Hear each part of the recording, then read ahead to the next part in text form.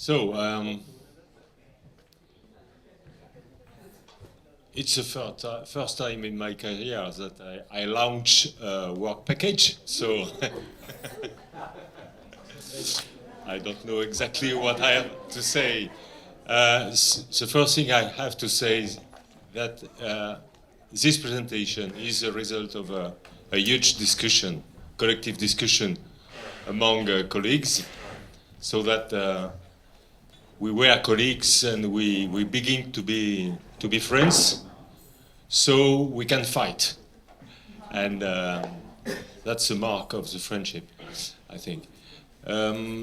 My presentation will start by recalling that all work packages are interrelated, so that we start from the result gathered during WP1, and as Ole Marius said, the difficulty we have been confronted with is that values are in general more often implicit than explicit, so this work of identification of value, cultural value, was very important. And as you see, it is the second time you see this picture. But if I don't,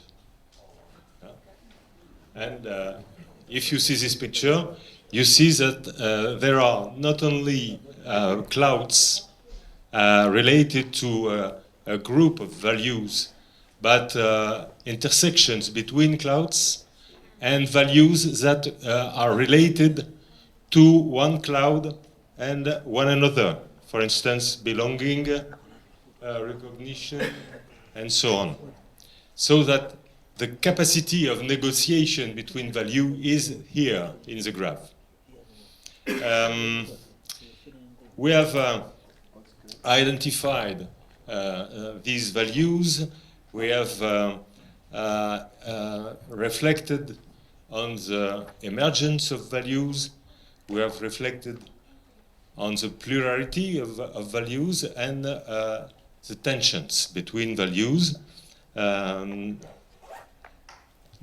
in WP4, we are going to concentrate on analyzing policy coherence and impact.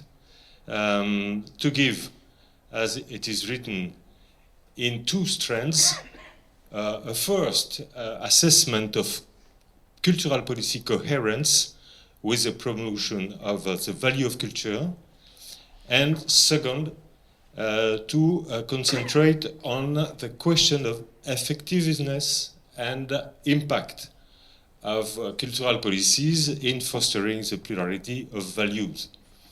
At the end of this process, whose duration is about 1 year, it is the longest, I think, the longest work package in UNCHARTED. We will have to provide, to build all together, a cultural policy roadmap that will be one of the product of this collective project. About cultural policy coherence, strand 1. Coherence is a general term. A general perspective for assessing values in action. Sorry. Yes. Even if, as we said in the provocative session, the coherence is not necessarily a goal that it is necessary or legitimate to achieve in a democracy. Perhaps the democracy is more related to incoherence than to coherence. And perhaps coherence is always an elusive goal for cultural democracy and democracy in general. The first aspect of coherence that we will learn is about the consistency of cultural policy regarding two aspects. The first aspect is the internal coherence. The question is that to know to what extent the program marked by internal contradiction regarding the promotion of values.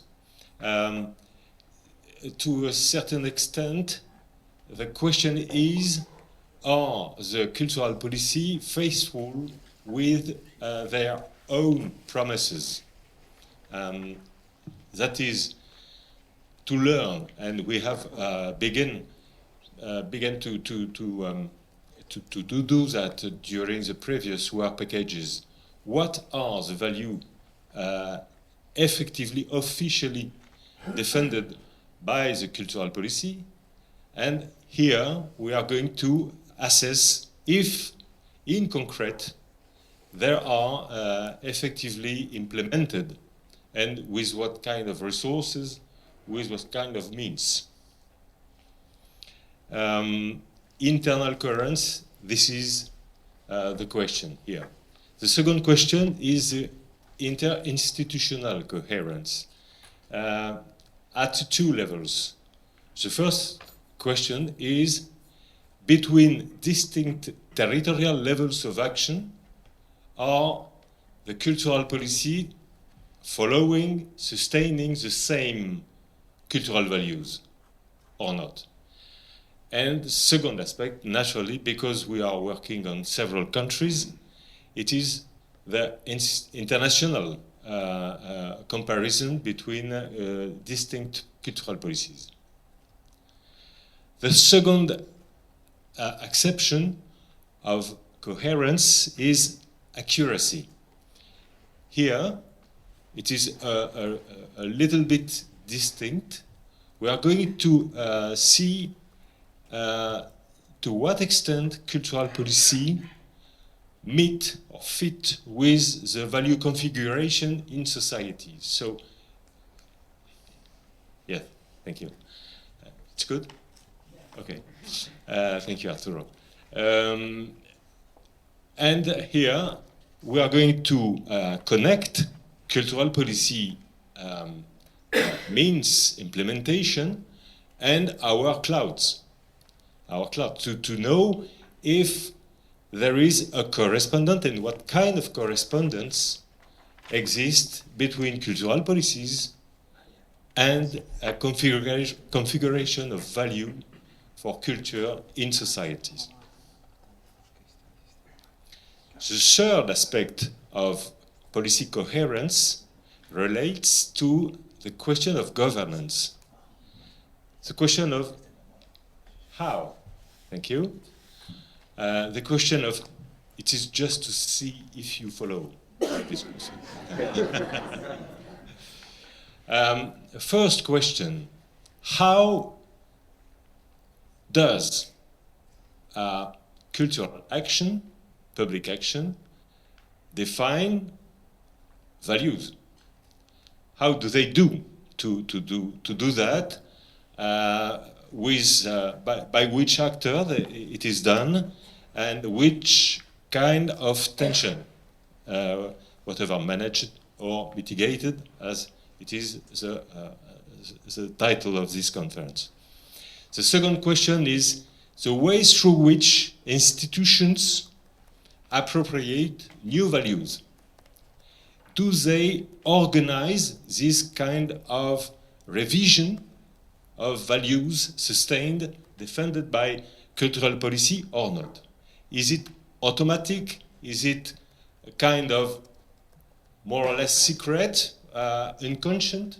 Or is there any effective ways to revise cultural policy in value terms?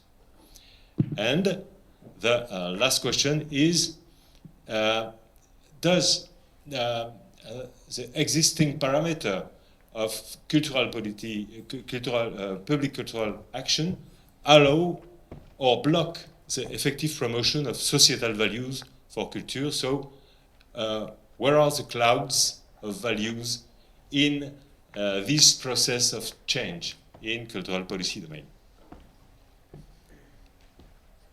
Good. Naturally, this suppose comparative methodology. So we are going to develop a case study method in 4 distinct areas in Europe that represent a kind of diversity of cultural policy models. The Nordic one, the Anglo-Saxon one, the South European one, and the Eastern European one. That is, naturally, we could learn many lessons in an absolutely exhaustive comparative analysis, but it is impossible for us, so we are going to concentrate on these countries with, for 3 countries, an inter-territorial comparison between the metropolitan level, the regional level, and the national level. This will be done in France, in Spain, and in Norway. For the other countries, it will only be done at national level. That supposes, naturally, the building of a common grid of question, of observation between us. The data collection will rely on policy paper learning, grey literature, budget analysis, and also semi-structured interviews of key actors and of experts. I have to add to these country-based analysis a specific analysis of Creative Europe program, which will be a longitudinal analysis of the emerging and changing values of Creative Europe sustain and orientation. Here you have the map with 13. No, you don't have the map. You have the map, yes. With the 13 cases. So you see in Norway 3 cases, 3 levels, and in Spain 2, in France 2, the European case located in Brussels, and other national cultural policy analysis in Portugal, in UK, and in Hungary. Second strand, policy impacts. Here, we have to provide a comprehensive analysis of cultural policy efficiency and impact in fostering the plurality of values of culture, and in particular about 3 objectives or 3 values, general political values, as cultural diversity, equality, and inclusiveness. As for the strand 1, our methodological approach, is qualitative and based on case studies. What we demand to case studies is to be representative of these goals of cultural diversity,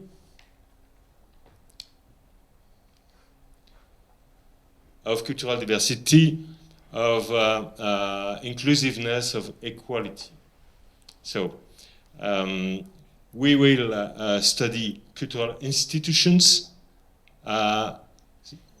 either public or publicly funded structure, who have or pretend to have a direct impact on their environment in cultural terms.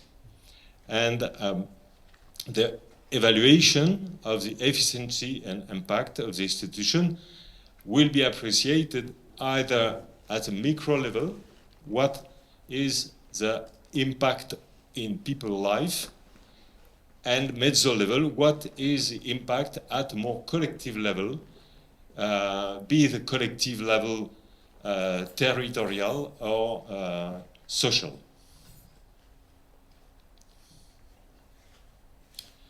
Impacts may be direct, and a direct impact, we define it as a voluntary, expected, measurable, and effective impact contained inside the public action programs.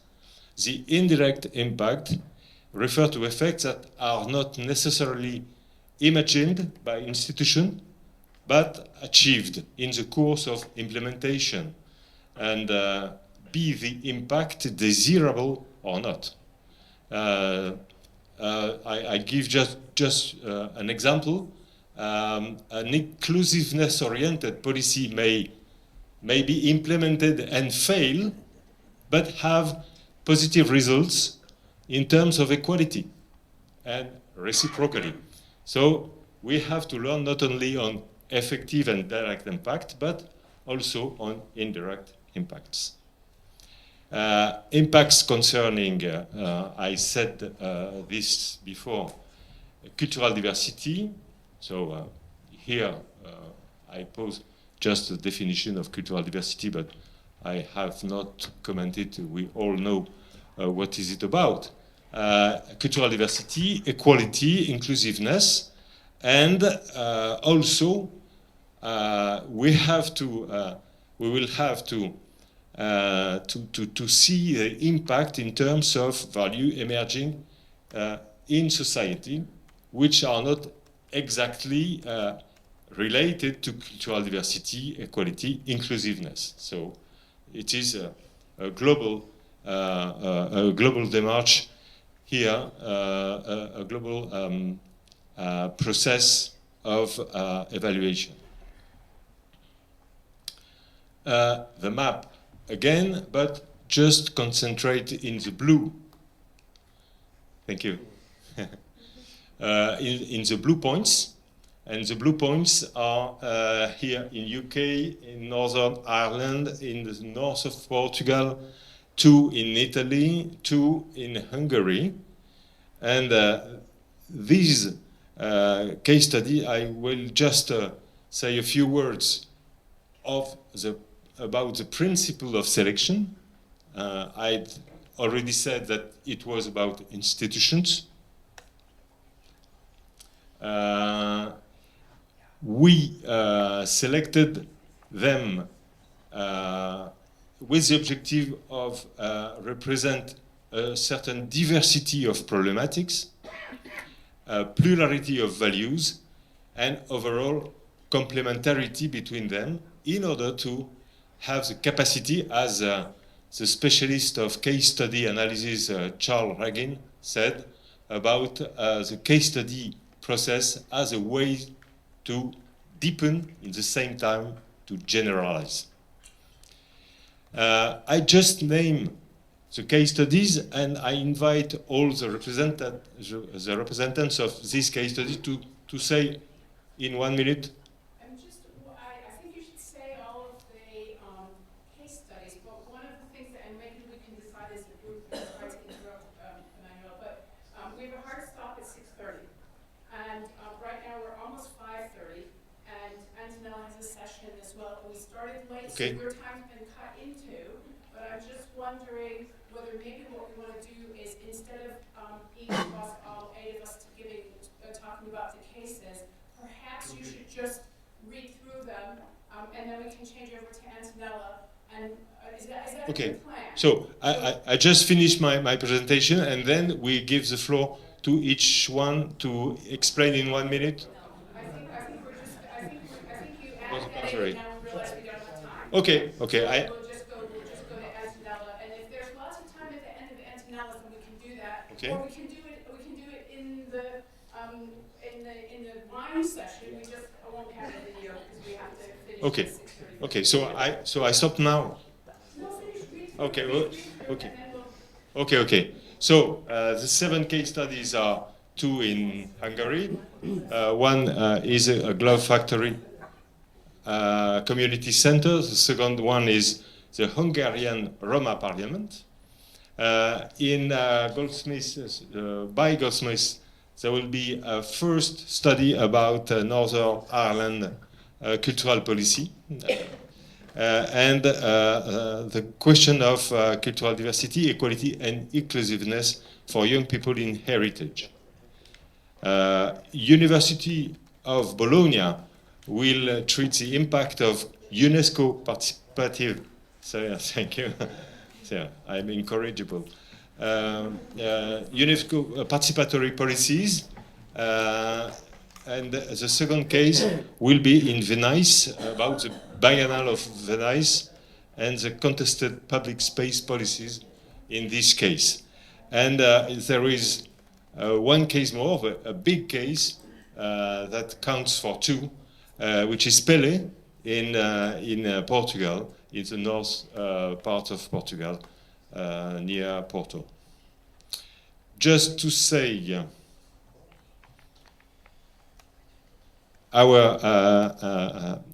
perhaps our objective will be here not only to provide knowledge for knowledge, but to provide knowledge to sustain a new vision of cultural policies in Europe. It is very ambitious. Perhaps we could name it a new cultural stewardship for culture in Europe. That would based not only on the management of cultural tensions in values, not only on mitigation of this tension, but I propose a third dimension would be sublimation. Sublimation, not in physical sense of the term, that is the transformation of solid into gas, but more in psychoanalysis, to make rich things based on real difficulties. So, to see the tension as a political gift for reinforcing cultural democracy. And saying that, I'm almost finished. I just one more point about the agenda. We begin the field research in February. We end in July. We will have a Barcelona meeting in June. We'll present our synthetic reports in October. Then in November, we'll participate in a Brussels seminar in order to present and discuss them. And then in January, we all will be invited to write the roadmap for cultural policy action. Thank you very much.